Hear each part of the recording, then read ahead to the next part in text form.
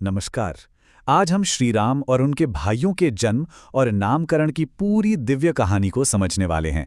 तो चलिए इस पवित्र गाथा में गहराई से उतरते हैं। तो सबसे पहले ये सबसे बड़ा सवाल मन में आता है ना, कि आखिर भगवान विष्णु को श्री राम के रूप में अवतार लेने की जरूरत पड़ी ही क्यों? देखिए, वजह बिल्कुल साफ थी।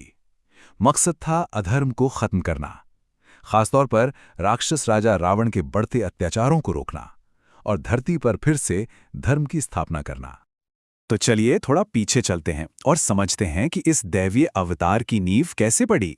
ये कहानी शुरू होती है अयोध्या के राजा दशरथ से, जहां एक व्यक्तिगत इच्छा एक बहुत बड़ी ब्रह्मांडीय घटना की वजह बनने वाली थी।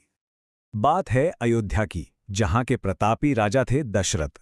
उनकी 3 रानियां थी, कौशल्या, कैकेयी और सुमित्रा।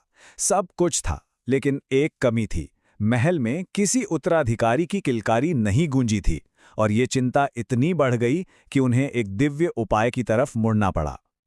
और इसी दिव्य उपाय से जन्म हुआ 4 राजकुमारों का। ये एक खास अनुष्ठान से मुमकिन हुआ, जिसकी कहानी अपने आप में बड़ी दिलचस्प है। तो पुत्र की चाह में महाराज दशरथ ने ऋषियों के कहने पर एक बहुत ही खास और पवित्र अग्नि अनुष्ठान किया, जिसे पुत्र कामेष्टि यज्ञ कहते हैं। और जैसे ही यज्ञ अपनी पूर्णाहुति पर पहुंचा, एक चमत्कार हुआ। यज्ञ कुंड से खुद अग्निदेव एक दिव्य खीर यानी पायस का पात्र लेकर बाहर आए। महाराज दशरथ ने उस प्रसाद को अपनी 3 रानियों में बांटा। सबसे बड़ा हिस्सा दिया महारानी कौशल्या को, फिर एक हिस्सा महारानी कैकेयी को, और जो 2 हिस्से बचे वो दोनों महारानी सुमित्रा को दिए। और उस दिव्य प्रसाद का असर देखिए। महारानी कौशल्या ने राम को जन्म दिया, महारानी कैकेयी ने भरत को, और महारानी सुमित्रा ने लक्ष्मण और शत्रुघ्न को। मतलब एक तरह से स्वयं भगवान विष्णु ही 4 रूपों में धरती पर आ गए थे।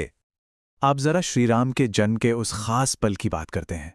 वो सिर्फ एक जन्म नहीं था, वो एक खगोलीय और ज्योतिषीय घटना थी जिसका बहुत गहरा मतलब है। उनका जन्म हुआ था चैत्र महीने के शुक्ल पक्ष की 9वीं तिथि को, ठीक दोपहर के वक्त। उस समय पुनर्वसु नक्षत्र था और कर्क लग्न के साथ मेष राशि का योग बना था। सोचिए, ये मुहूर्त इतना दिव्य था कि आज भी हम सब इस दिन को रामनवमी के तौर पर मनाते हैं। जन्म के बाद बारी आती है नामकरण संस्कार की। ये हिंदू धर्म के 16 संस्कारों में से एक बहुत जरूरी संस्कार है। ये सिर्फ बच्चे को एक नाम देना नहीं है, बल्कि ये उसके स्वभाव और उसके भविष्य की एक झलक होती है। और इन 4 राजकुमारों के नामकरण की ये बड़ी जिम्मेदारी उठाई महाराज दशरथ के कुलगुरु परम ज्ञानी महर्षि वशिष्ठ ने। उन्होंने अपनी दिव्य दृष्टि से हर राजकुमार के अंदर के गुण और उनकी किस्मत को देखकर ही उनके नाम चुने। सबसे पहले राम। इस नाम का अर्थ बहुत ही गहरा है।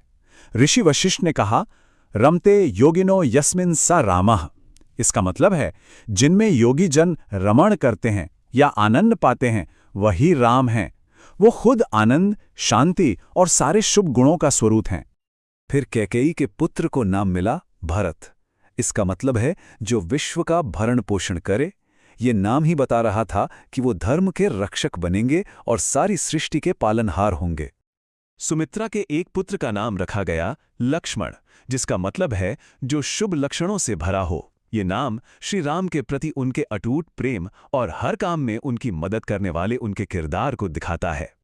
और सुमित्रा के दूसरे पुत्र को नाम दिया गया शत्रुघ्न, यानी शत्रुओं का नाश करने वाला। उनके नाम में ही ये शक्ति छिपी थी कि वो हर बुरी ताकत और दुश्मन पर जीत हासिल करेंगे। तो ये बात साफ हो जाती है कि ये 4 नाम सिर्फ पहचान के लिए नहीं थे। ये तो चारों भाइयों के अपने अपने गुणों और उनके एक साझे दिव्य मकसद का प्रतीक थे। ये एक श्लोक, रमते योगिनो यस्मिन् सा रामः, पूरी कहानी का सार है। राम वो परम तत्व हैं जिनमें योगी आनंद खोजते हैं, और उनके तीनों भाई उसी दिव्य मकसद को पूरा करने के लिए उनके अटूट हिस्से थे। और ये हमें एक बहुत ही दिलचस्प सवाल पर लाकर छोड़ता है कि अगर एक नाम किसी के गुणों को दिखाता है, तो फिर आनंद, भरण पोषण, समर्पण और शत्रुओं के विनाश को दर्शाने वाले इन 4 भाइयों का एक साथ मिलकर क्या मकसद रहा होगा? इस पर सोचिएगा जरूर।